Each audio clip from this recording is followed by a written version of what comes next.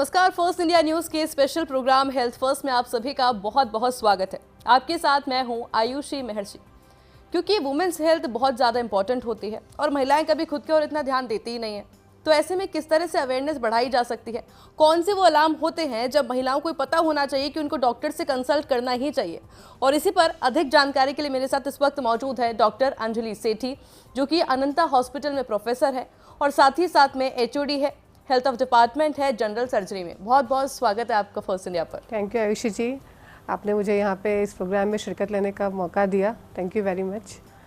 Ma'am, क्योंकि महिलाओं की हम बात कर रहे हैं, 20 साल का तजुर्बा है आपको, तो क्यों महिलाओं की हेल्थ इंपॉर्टेंट होती है और कौन सी वो चीज़ें जो कि महिलाएं इग्नोर कर देती है अपनी डेली लाइफ में? अगर अपने इंडियन सिनेरियो में अपन देखें तो महिलाएं जो हैं वो एक अपनी फैमिली की जो एक रीढ़ की हड्डी कह सकते हैं या एक सेंटर धुरी है जिसके ऊपर पूरी फैमिली चलती है। महिलाएं अपने पति का ध्यान रख सकती हैं, अपने पेरेंट्स हैं उनका ध्यान रखती हैं, फैमिली में बच्चों का सबका ध्यान रखती हैं। लेकिन अगर वो ध्यान नहीं रखती हैं तो वो सिर्फ अपना खुद का ध्यान नहीं रखती हैं। ठीक है, चाहे वो टाइम पे दवाई लेना हो, चाहे वो एक्सरसाइज हो, चाहे वो इवन डाइट में भी जो घर में कुछ बचा कुछ हुआ। अपन एक जो इंडियन फैमिलीज़ की बात करें अपन तो रात का बचा हुआ खा लिया या जो भी है उस तरीके से, और शायद नहीं मिला तो नहीं भी खा लिया। हाँ। तो उस तरीके की एक अपनी टेंडेंसी चली आ रही है फैमिलीज़ में। तो वो सबसे ज़्यादा सफ़रर जो होती हैं वो फीमेल्स होती हैं घर में। और अगर कोई प्रॉब्लम भी है तो बहुत ही जब ऐसी कंडीशन हो जाती है तब वो जाके डॉक्टर को कंसल्ट करती हैं, क्योंकि जब बिल्कुल चला ही नहीं जा रहा है तब जाके वो डॉक्टर के पास में आते हैं। तो वो चीज़ों को अपने को अवॉइड करना चाहिए। और जैसे ही किसी भी तरह की आपको कोई भी प्रॉब्लम हो तो टाइमली, जैसे आप अपने दूसरे फैमिली मेम्बर्स को, बच्चों को कुछ प्रॉब्लम होती है अपन तुरंत लेके जाते हैं डॉक्टर के पास में, है ना। हस्बैंड को कुछ प्रॉब्लम होती है तुरंत लेके जाते हैं। लेकिन आप है कि बस गोली खा ली, दर्द की गोली खा ली, कुछ चला लिया, तो वो चीज़ नहीं होनी चाहिए। और अपने को भी कुछ भी प्रॉब्लम हो तो आप तुरंत डॉक्टर से कंसल्ट करें। तो वो चीज़ होनी चाहिए कि अपने बारे में भी ध्यान रखें। अच्छा, लेकिन इसके अलावा एक और चीज़, महिलाओं में हिचकिचाहट होती है, मतलब कुछ ऐसी परेशानी होती है जो शायद वो अपनी फैमिली में किसी को डिस्कस नहीं कर सकती, अपने हस्बैंड को नहीं बता सकती, और शायद यहीं पर एक मेन रोल आता है फीमेल डॉक्टर का। तो आपके पास में कुछ ऐसे पेशेंट पहुँचती हैं? बिल्कुल बिल्कुल, ऐसी बहुत सारी, क्योंकि फीमेल्स में क्या होता है, एक दे आर मोर कंफर्टेबल अगर वो उनके साथ में कोई फीमेल डॉक्टर है तो। चाहे अपने यहाँ पे गायनिक में अगर आप देख लो तो ज़्यादा फीमेल्स होती है, तो एक फ़ीमेल पेशेंट एक फ़ीमेल डॉक्टर के साथ ज़्यादा कंफर्टेबल रहती है। और ऐसी बहुत से डिजीज़ेज़ हैं, जैसे आप ब्रेस्ट में कोई गांठ हुई, कोई उसकी समस्या हुई, या यूरिनरी ट्रैक्ट में कोई है, यूरिन की प्रॉब्लम हुई, या फिर कोई लैट्रिन वगैरह में कोई ब्लड आ रहा है, कुछ आ रहा है, तो उस तरह का उसको कंप्लेंट्स को भी वो अच्छे से शेयर कर सकते हैं फीमेल डॉक्टर के साथ में। और अगर कोई एग्जामिन करना है तो they are more comfortable with a female doctor. तो ऐसे पेशेंट जनरली फीमेल्स को दिखाना पसंद करते हैं। अच्छा, ब्रेस्ट कैंसर का भी आप जिक्र कर रही थी डॉक्टर अंजलि, मैंने नोटिस किया, चाहे सोशल मीडिया पर भी बात कर लीजिए, अभी हम लोग काफ़ी ज़्यादा सुन रहे हैं, क्योंकि कुछ एक्ट्रेस को भी मैंने अभी देखा कि फीमेल के अंदर जो ब्रेस्ट कैंसर है उनकी समस्या पहले की अपेक्षा बढ़ती जा रही है। इसका मेन रीज़न क्या है? ऐसे बहुत से फैक्टर्स हैं जिसमें जेनेटिक्स का भी रोल होता है, फैमिली हिस्ट्री भी होती है, लाइफस्टाइल भी चेंजेस क्योंकि कुछ सालों में हुआ है। तो वो बहुत सारे फैक्टर्स होते हैं जो कि प्रमोट करते हैं ब्रेस्ट कैंसर फॉर्मेशन को। पर अपने को जो ध्यान रखना है वो ये है कि अपन टाइमली उसको डायग्नोज कर सकें। अब कई बार पेशेंट्स हमारे पास ऐसे आते हैं कि वो उनके ब्रेस्ट में कोई गांठ है बट वो जस्ट नेग्लेक्ट कर रहे हैं उसको लंबे टाइम से, और जब तक वो हमारे पास पहुंचते हैं they are in a very advance stage. तो ये है कि वो टाइमली अगर उनको कभी भी ऐसा कुछ नोटिस हो रहा है तो वो बहुत अर्ली स्टेज में या जब भी उनको हो रहा है तो तुरंत कंसल्ट कर लें। उसमें ब्रेस्ट के हमारे पास patients, not even the breast cancer, breast में इन्फेक्शन भी हो सकता है, एक छोटी साधारण गांठ भी हो सकती है, हर गांठ कैंसर नहीं होती है। ये बात भी जो एक बहुत गलत धारणा है हम लोगों के सोसाइटी में कि ब्रेस्ट में कोई गांठ है तो वो कैंसर होगा, ऐसा नहीं होता है। साधारण गांठ भी होती है जिसको आराम से निकाल के आप ऑपरेट कर सकते हो, ऑपरेट करके उसको प्रॉपर ट्रीटमेंट हो सकता है, ठीक है ना। उसके बाद लेकिन definitely breast cancer is one of the important disease जो अपनी सोसाइटी में आजकल हो रही है। तो ये है कि उसका टाइम पे उसको अपन डायग्नोज कर लें। उसके लिए अवेयरनेस की जहाँ तक बात अपन करें तो उसमें ये रहता है कि फीमेल्स खुद भी टाइम पे ब्रेस्ट एग्जामिनेशन कर सकते हैं, जिसको हम सेल्फ ब्रेस्ट एग्जामिनेशन कहते हैं।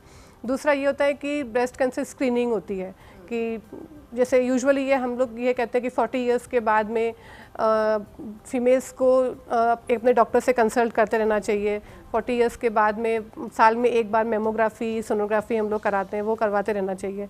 और पर्टिकुलरली दोस्त पेशेंट्स या दोस्त फीमेल्स इनकी फैमिली हिस्ट्री है कि उनको फैमिली में किसी को, माँ को या उनकी बहन को कैंसर हुआ है, ब्रेस्ट कैंसर हुआ है या ओवरी कैंसर हुआ है, तो उनको थोड़ी अर्ली एज में अपनी स्क्रीनिंग कराते रहना चाहिए। हेरिडिटरी कह सकते हैं जिसको, ठीक है ना। तो वो उनको थोड़ा सा ज़्यादा, they are coming the high risk group, तो उनको थोड़ा सा अर्ली स्टेज से अपनी स्क्रीनिंग कराते रहना चाहिए। खुद भी एग्जामिन करें अपने आप को, और कभी भी उनको कोई भी ऐसा साइन, कुछ ऐसे सिम्टम्स लगते हैं, कुछ गांठ लगती है, तो तुरंत अपने डॉक्टर से कंसल्ट करें और अकॉर्डिंगली जो भी ट्रीटमेंट है, इन्वेस्टिगेशंस हैं, उनको उसके साथ में फॉलो करते रहना चाहिए। क्योंकि अर्ली स्टेज में breast cancer is a disease जो अगर अर्ली स्टेज में आप उसको पिक कर लेते हो, उसका ट्रीटमेंट कर लेते हो, तो रिजल्ट्स आर वेरी गुड, ठीक है ना। एडवांस स्टेज तक पहुँचे उससे पहले है कि उसको अपन कंट्रोल कर सकें।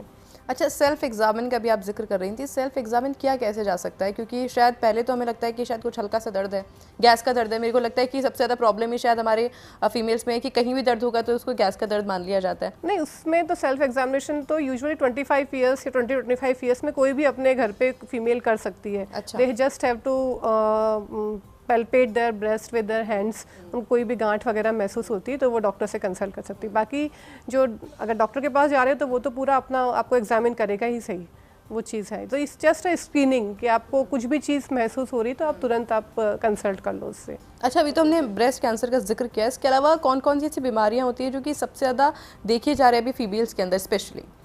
One is the breast cancer, that is very important. उसके अलावा हम लोगों के पास, जैसे बीइंग अ फीमेल सर्जन, मेरे पास जो पेशेंट्स आते हैं उनमें ज़्यादातर होते हैं, कई बार पेन एब्डोमेन के हैं। तो पेन एब्डोमेन में जैसे गॉल स्टोन्स हो गए, पित्त की थैली में पथरी वगैरह बनती है, तो उसको हम लोग डील करते हैं। तो वो भी अगर टाइमली आप ऑपरेट कर लेते हो तो you can avoid lots of complications, ठीक है ना। तो जॉन्डिस वगैरह है, बहुत सारी कॉम्प्लिकेशंस जिनको आप अवॉइड कर सकते हो, तो वो एक चीज़ है, उसको हम दूरबीन से डील कर सकते हैं। और भी बहुत सारी एब्डोमेन में है, अपेंडिक्स वगैरह होती है। इसके अलावा फीमेल्स में हर्नियाज भी बहुत कॉमन होते हैं, ठीक है। पर्टिकुलरली जो सिजेरियन सर्जरी हुई है या हिस्टेक्टमी, जिनका यूट्रस निकाला हुआ है, या किसी भी तरह की कोई प्रीवियस सर्जरी हुई है, क्योंकि फीमेल्स में थोड़ी ओबेसिटी भी होती है और फ्लैबी एब्डोमेन होता है, तो they are more prone to develop the hernias. तो उनको भी हम लोग डील करते हैं, ओपन भी करते हैं, लैप्रोस्कोपिक भी करते हैं। इसके अलावा जो मेरे पास बीइंग अ फीमेल पेशेंट जो कंफर्टेबल रहते हैं फीमेल सर्जन के साथ में, उसमें रहता है यूरिनरी ट्रैक्ट इन्फेक्शंस हैं, because they are sexually transmitted भी होते हैं कई बार। तो यूरिन में इन्फेक्शन हुआ, बर्निंग हुई, तो उसका ट्रीटमेंट रहता है। इसके अलावा लैट्रिन वगैरह में जैसे ब्लड आ रहा है तो उसमें पाइल्स होते हैं, फिशर्स होते हैं। तो पाइल्स और फिशर्स, इस चीज़ को भी आप अवॉइड नहीं करना चाहिए। मे बी आपके अगर जैसे पेशेंट्स आते हैं कि जब वो मोशन को जाते हैं, they are complaining of blood, तो it can be a simple piles और it can be one of the sign of a malignancy, कोई कैंसर का साइन हो सकता है। तो उस चीज़ को भी आपको अवॉइड नहीं करना चाहिए। कोई भी ऐसा साइन आपको दिख रहा है तो you should consult to your doctor.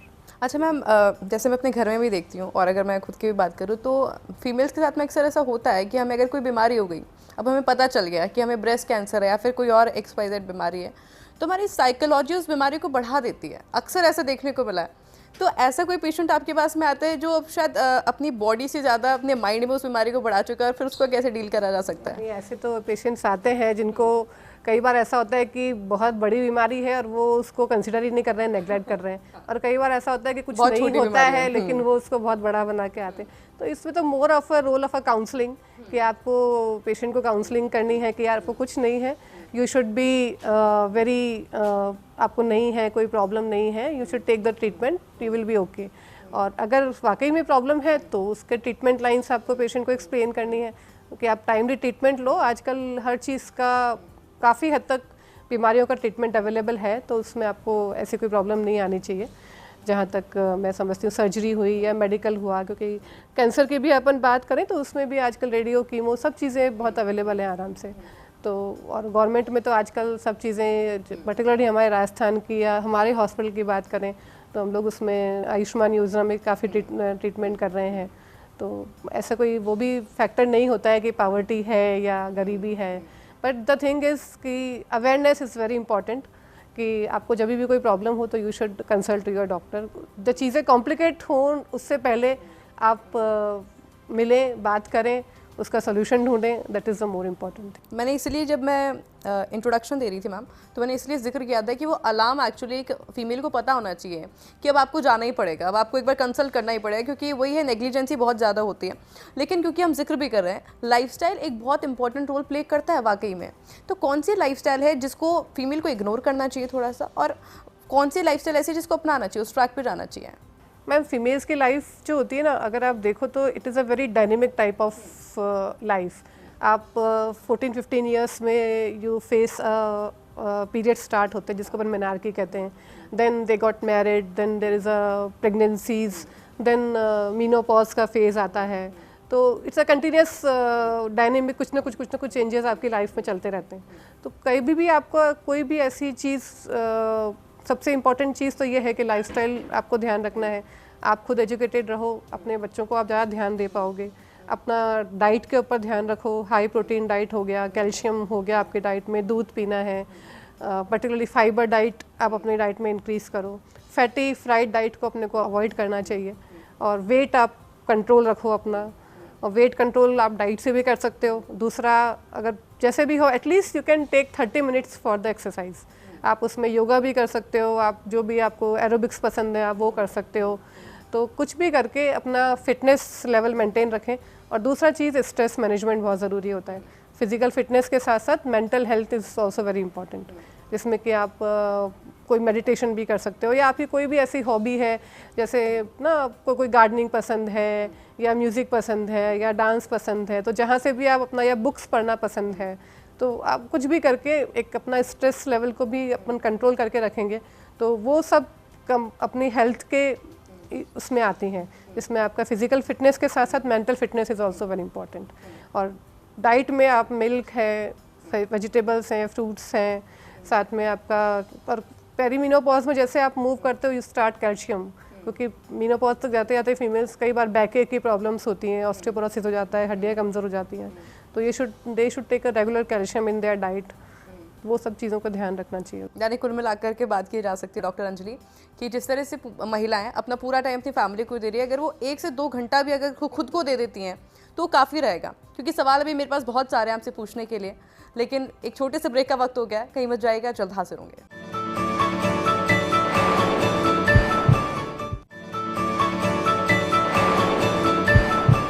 Break के बाद आप सभी का एक बार फिर से स्वागत है। डॉक्टर अंजलि हमारे साथ में लगातार मौजूद है, और कई सारे सवाल जिनके जवाब आज हमको मिलने वाले हैं, स्पेशली महिलाओं को जवाब मिलने वाले हैं कि कैसे वो अपनी लाइफस्टाइल को मेंटेन करके एक हेल्दी लाइफ जी सकती हैं। डॉक्टर अंजलि, क्योंकि मौसम बहुत बदलता है, और इस बदलते मौसम के साथ में कई बीमारियाँ आती हैं, तो महिलाओं को किस तरह से वो बीमारियाँ अफेक्ट करती हैं और कैसे वो उनसे बच सकती हैं? मौसम में तो यूजुअली मौसमी बीमारियां जो आती हैं, जिसमें सर्दी ज़ुकाम और इन्फ्लुएंजा वगैरह होती हैं, वो चीज़ें रहती हैं। तो उसमें तो अभी यही है कि अपने एलर्जी का, कोई आपको पर्टिकुलर चीज़ से कोई एलर्जी है तो उसको आप अवॉइड करें, और विंटर्स का आपको कुछ है तो विंटर्स से दूर रहें। मैम, गर्मी में एक्चुअली स्वेटिंग की वजह से बड़ा प्रॉब्लम होता है फीमेल्स को स्पेशली, उसमें इसे तो आप हाइजीन कह लिया। हाँ, इचिंग वगैरह और ये सब रहती है, तो प्रॉपरली बॉडी वॉश जिसको आप यूज़ कर सकते हैं वो चीज़ें रखनी चाहिए। रेगुलर आपका रेगुलर बाथ है, पर्टिकुलर अपनी जो पर्सनल एरियाज़ हैं उनको आपका हाइजीन है, क्लीनिंग है, वो चीज़ खास तौर से ध्यान रखनी चाहिए उसमें, because it can cause lots of infections there. अच्छा, थायराइड एक बड़ी समस्या है महिलाओं के अंदर, और मुझे लगता है कि पहले मैं सिर्फ बड़ी कह सकते हैं कि 30 to 40 की एज में हम सुनते थे, पर अभी बच्चों में भी थायराइड होने लग गया। इसका क्या मेन रीज़न है मैम?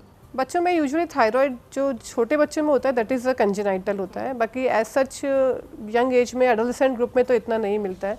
फीमेल्स में particularly thyroid is one of the problem, जिसमें कि हम लोग जो पेशेंट्स देखते हैं उसमें ज़्यादातर पेशेंट में थायराइड इज़ लेस फंक्शनिंग, जिसको हम हाइपोथायराइडिज्म कहते हैं। तो उसमें पेशेंट्स को जनरली ये सिम्टम्स होते हैं कि उनको थोड़ा ठंड लग रही है, या वेट गेन हो रहा है, या उनके पीरियड्स वगैरह इरेगुलर हो जाते हैं कई बार, और उसके अलावा उनकी ओवरऑल एक्टिविटी कम हो जाती है, ठीक है ना, उनको आलस सा बना रहता है। तो उसमें यही है कि आप जाके अपना थायराइड का टेस्ट कराएं, जिसमें थायराइड प्रोफाइल हम लोग टेस्ट करते हैं। अगर उसमें आपका थायराइड कम फंक्शन कर रहा है तो we can start the medicine, और उन मेडिसिन को कंटिन्यू करके we can balance the thyroid hormones in our body. और उसके बाद में the things will be normal. शायद थायराइड भी 2 टाइप के होते हैं, जिसमें एक में आपका वेट बहुत ज़्यादा लूज होता चला जाता है और बहुत वेट गेनिंग होती है। अगर आपका थायराइड कम काम कर रहा है, if your thyroid is functioning less, तो उसमें आपका वेट गेन होता है। लेकिन अगर आपका थायराइड ज़्यादा काम कर रहा है, जिसको अपन हाइपरथायराइडिज्म कहते हैं, तो उसमें जो होता है वो थायराइड को कंट्रोल करने वाली मेडिसिन, दोनों में अलग अलग तरह की मेडिसिन दी जाती हैं। कम काम कर रहा है थायराइड रिप्लेसमेंट के लिए हम लोग हार्मोन्स देते हैं, और अगर थायराइड ज़्यादा फंक्शनिंग है आपकी, जिसमें कि थायराइड हार्मोन ज़्यादा बन रहे हैं, जिसमें आपको वेट लॉस होता है, भूख ज़्यादा लगती है ना, उसमें ही कई बार आपको पसीना बहुत आता है, वो सब चीज़ें हैं, तो उसकी ड्रग्स अलग होती हैं। तो वो ड्रग्स हम लोग पेशेंट को प्रिस्क्राइब करते हैं। ये बेसिकली मेडिकल साइड का मैनेजमेंट है। हम लोगों के पास सर्जिकली जो पेशेंट्स आते हैं वो यूजुअली थायराइड की स्वेलिंग लेके आते हैं, या कोई गॉइटर जिसको बोलते हैं, तो वो लेके आते हैं। तो हम लोगों का सर्जिकल पार्ट उसको ट्रीट करना होता है, that we will do the surgeries for the thyroid. Medicine के अलावा क्या एक नॉर्मल लाइफ में लौटा जा सकता है? क्योंकि शायद वुमेन्स इस चीज़ से भी डील करती हैं कि उनको लगता है कि अब वेट गेन हो रहा है थायराइड की वजह से, तो शायद हम लोग हमारी प्रॉपर शेप में नहीं आ सकते, या फिर वेट लूज हो रहा है तो हम लोग वेट गेन करने में प्रॉब्लम होगी। क्या दवाइयाँ इसका पूर्ण समाधान है? मैम, अगर थायराइड आपकी ग्लैंड आपकी फंक्शन नहीं कर रही है, इट इज़ हाइपोथायराइडिज्म, तो आपको मेडिसिन लेनी ही पड़ेगी क्योंकि अगर आप मेडिसिन नहीं लोगे तो उसके और दूसरे साइड इफ़ेक्ट्स भी होते हैं। तो बेटर ये है कि you should continue with the medicines. और ऐसा यूजुअली थायराइड में ऐसा नहीं होता है कि आपने 15 दिन 20 दिन या 1 महीना मेडिसिन लिया और उसके बाद में आप बंद कर दोगे। यूजुअली थायराइड में अगर आपकी थायराइड ग्लैंड कम काम कर रही है, इट इज़ हाइपोथायराइड फंक्शनिंग, तो फिर आपको लाइफ लॉन्ग मेडिसिन चलती हैं। ठीक है, ये हो सकता है कि डोज ऊपर नीचे हो कुछ टाइम के लिए, but yes it is continue for through out the life. और क्या इसमें भी हेरिडिटी होती है? कुछ पेशेंट्स में हो सकती है, इसमें ऐसा कुछ नहीं है, बट यूजुअली ऐसे पेशेंट्स में है, मतलब बहुत ज़्यादा तो इसमें ऐसा नहीं देखा गया है। कुछ पेशेंट्स में हो सकता है कि हेरिडिटी का रोल हो। अच्छा मैम, बाय योर एक्सपीरियंस, क्योंकि हम तो देखते हैं कि हर साल टेक्नोलॉजी बदल रही है, बढ़ रही है, अच्छी हो रही है, तो इन 20 सालों के एक्सपीरियंस में आपने नोटिस किया कि मेडिकेशन थोड़ा सिंपल हो गया है पहले की बजाय, एक डॉक्टर के लिए भी और एक पेशेंट के लिए भी? नहीं, मेडिकल टेक्नोलॉजी में डेफिनेटली मेडिकल साइंस में एडवांसेस तो हुए ही हैं। पहले जो कुछ मेडिसिन्स थी, उसके बाद नई ड्रग्स आई हैं, उन ड्रग्स में साइड इफ़ेक्ट्स भी कंपैरेटिवली कम हुए हैं। पहले अगर आपको बहुत फ्रीक्वेंट डोजेस देने पड़ते थे तो आपको कम डोजेस देने पड़ते हैं, तो वो चीज़ें भी हुई हैं। सर्जिकल साइड पे भी बहुत एडवांसमेंट हुए हैं। पहले अपन बहुत बड़े बड़े चीरे लगा के सर्जरी करते थे, आजकल अपन लेप्रोस्कोपी पे मूव कर गए हैं। बहुत सारी सर्जरीज अपन उस तरीके से करते हैं। डेफिनेटली एडवांसेस तो सब जगह हुए हैं, मेडिसिन वाले फार्माकोलॉजिकल फील्ड में भी हुए हैं और सर्जिकल फील्ड में भी हुए हैं, दोनों जगह ही हुए हैं, और this is all beneficial to the patients also. इसके अलावा अगर जागरूकता की बात की जाए तो आपको लगता है कि महिला पहले से ज़्यादा जागरूक हुई है अपनी हेल्थ को लेकर के? क्योंकि अगर रूरल एरिया की मैं बात करती हूँ, फिर पहले मैं अपनी दादी की बात करती हूँ, परदादी की बात करती हूँ, शायद वो लोग घरेलू नुस्खे, मैम एक बड़ी समस्या है क्योंकि घरेलू नुस्खे पहले किए जाते हैं। नहीं, अवेयरनेस तो डेफिनेटली इंक्रीज़ हुई है। अगर आज से 15 साल पहले या 20 साल पहले की अपन बात करें, जो हमने हमारी मदर्स को देखा था या हमारे ग्रैंड पेरेंट्स को देखा था, तो डेफिनेटली उसमें अवेयरनेस तो इंक्रीज़ हुई है, बट उस लेवल तक नहीं हुई है जितनी होनी चाहिए। आज भी रूरल बैकग्राउंड के पेशेंट्स हमारे पास आते हैं और वो बीमारी को इतना एडवांस स्टेज में लेके आते हैं कि कई बार हमारे लिए भी डिफ़िकल्ट हो जाता है उन चीज़ों को डील करना। पर ठीक है, जितना भी पॉसिबल हो पाता है, जो बेस्ट हो पाता है पेशेंट के इंटरेस्ट में, वो हम सब लोग करते हैं उसके लिए। पर वी आर ऑल ट्राइंग मतलब आवर बेस्ट। बट इसीलिए वो है कि अवेयरनेस इज़ इम्पॉर्टेंट कि आप उस चीज़ को इतना एडवांस तक मत लेके जाओ। जैसे ही किसी भी तरीके के आपको कोई साइन एंड सिम्टम्स महसूस हो रहे हैं बीमारी के, तो आप तुरंत कंसल्ट कर लो, तो बेटर है कि आप चीज़ों को जैसे कहते हैं ना, prevention is better than cure. तो आप क्यूरेटिव मोड में जाओ, उससे बेटर है कि अपन प्रिवेंटिव मोड पे ही उसको कंट्रोल कर लें। मैम, डॉक्टर के पास आने से पहले अक्सर महिलाएं क्या करती है कि अपने घर के जो मसाले होते हैं ना, उनमें से कुछ कुछ बना के कुछ चूरन बना लिया, कभी उसको कुछ लगा लिया, तो मैम क्या लगता है कि ये अफेक्ट करते हैं आपकी फ्यूचर मेडिकेशन को? कुछ चीज़ें मैम मुझे बहुत ज़्यादा एक्सपीरियंस नहीं है, बट यस डेफिनेटली पेशेंट्स आते हैं, वो कहते हैं हल्दी लगा ली और ये लगा लिया, तो कुछ हद तक तो ठीक है, हल्दी स्मॉल कट वुंड्स हुए, छोटे छोटे वुंड्स हुए तो चल जाता है, बट बहुत बड़ा आपकी इंजरी है, कोई बड़ी प्रॉब्लम है, तो फिर उसमें तो नहीं चलता है। छोटी मोटी गैस वगैरह कुछ बनी तो ठीक है, आपने हींग का पानी ले लिया, कुछ ले लिया, जो हम लोग भी यूज़ करते हैं। इवन बीइंग अ डॉक्टर कई बार हम भी अपने घर में यूज़ करते हैं, पर ज़्यादा तो नहीं इसमें एक्सपेरिमेंट करना चाहिए। ठीक है, कभी कभार चल जाता है, बट फिर तो आपको प्रॉपर इन्वेस्टिगेशन नहीं करना चाहिए अगर प्रॉब्लम आपको लंबे टाइम तक बनी हुई है तो। अच्छा, क्योंकि कौन सी वो स्टेज होती है मैम किसी भी बीमारी की जब एक बार डॉक्टर के पास अब तुरंत आप चले जाइए तो अच्छा है, या फिर अगर आपको लग रहा है कि सेल्फ केयर की आपको ज़रूरत है तो कौन कौन सी चीज़ें हैं जो कि आप सेल्फ केयर के तौर पे कर सकते हैं? जैसे भी आपने तमाम मेरे को बीमारियाँ बताई कि ये सबसे ज़्यादा पाया जाता है फीमेल्स के अंदर। देखिए मैम, जैसे फीमेल्स में मेरे पास जैसे पेशेंट्स आती हैं जिस पे ब्रेस्ट की अपन पेशेंट्स की बात करें तो ब्रेस्ट में कोई गांठ अगर है तो तुरंत आपको कंसल्ट करना चाहिए। कोई निपल, कौन सी स्टेज तक सेफ है वैसे? मैम डिपेंड करता है कि वो डिजीज़ सिंपल एक बिनाइन डिजीज़ है या कैंसर है। सिंपल बिनाइन डिजीज़ है तो क्योर ऑलमोस्ट पॉसिबल है, लेकिन अगर आप ब्रेस्ट में कैंसर ऐसे लेके आ रहे हो जो मोर देन 6-7 सेंटीमीटर का गांठ बड़ा इतना हो गया है और वो आपके फैल गया है तो फिर चीज़ें आपकी मतलब कंट्रोल के फील्ड से बाहर हो जाती हैं, ठीक है ना। तो बेटर ये है कि एज अर्ली पॉसिबल अपन उसका ट्रीटमेंट स्टार्ट कर दें। तो जैसे ब्रेस्ट में गांठ हो गई या कोई ब्लड आ रहा है, आपके निपल से कोई ब्लड आ रहा है, यूरिन में ब्लड आ रहा है, लैट्रिन में ब्लड आ रहा है, ठीक है ना। पेट में सपोज़ कोई गांठ है या कोई किडनी गॉल ब्लैडर में स्टोन्स हैं तो उनको आप टाइमली ट्रीट कर लो तो ठीक है। अगर गॉल ब्लैडर में सपोज स्टोन है, आप टाइमली ट्रीट नहीं कराओगे that will come enter into the jaundice, ठीक है ना, उसकी अपनी कॉम्प्लिकेशंस होंगी। तो before the things get complicated it's better to get cure. अच्छा मैम, क्योंकि इन 20 साल के एक्सपीरियंस में आपने कई फीमेल्स को एक नई ज़िंदगी दी है, तो उसके हिसाब से मैं चाहती हूँ कि आप हमारी जितने भी फीमेल व्यूअर्स हैं उनको एक मैसेज दें कि कैसे वो अपनी लाइफस्टाइल को बहुत अच्छा बना सकते हैं, किन किन चीज़ों को ध्यान रखने की बहुत ज़्यादा ज़रूरत है। मैम सबसे ज़रूरी जो मैं एक्सपीरियंस करती हूँ दैट इज़ कि फीमेल्स को एटलीस्ट आधा घंटा, 24 घंटे आपको दिए हैं ऊपर वाले ने, तो आधा घंटा अपने लिए निकालें। That is called as me time. उस मी टाइम में आप कुछ भी अपना शौक़ पूरा कर सकते हैं। आप कुछ बुक पढ़ सकते हैं, कुछ dance, music, what ever your hobbies. तो आपको क्या है कि मेंटल पीस वहाँ से मिलेगा।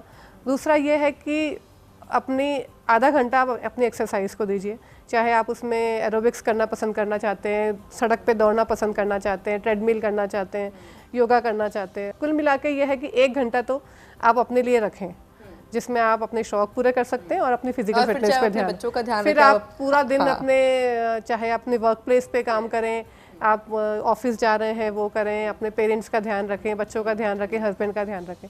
वो आप दिन भर अपने जो भी आपका मोर्चा है, मैं मोर्चा ही कहती हूँ बेसिकली, उस मोर्चे पे आप डटे रहें, ठीक है ना। क्योंकि आप हेल्दी रहेंगे तो आप अपने फैमिली का ध्यान ज़्यादा अच्छे से कर सकते हैं, अपने वर्क प्लेस पे आप ज़्यादा अच्छे से काम कर सकते हैं। और सबसे इम्पॉर्टेंट थिंग, अपनी डाइट को इग्नोर ना करें।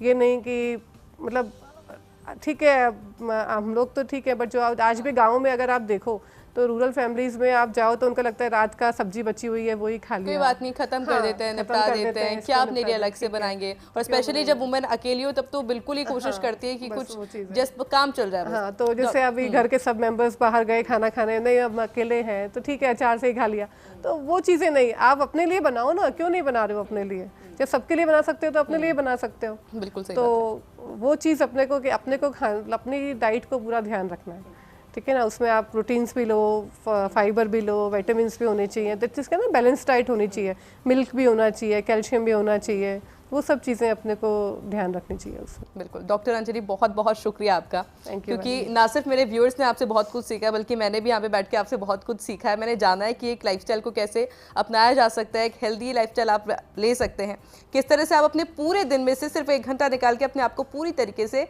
हेल्दी रख सकते हैं। हमारे स्पेशल प्रोग्राम में इतना ही, मुझे दीजिए इजाज़त, नमस्कार।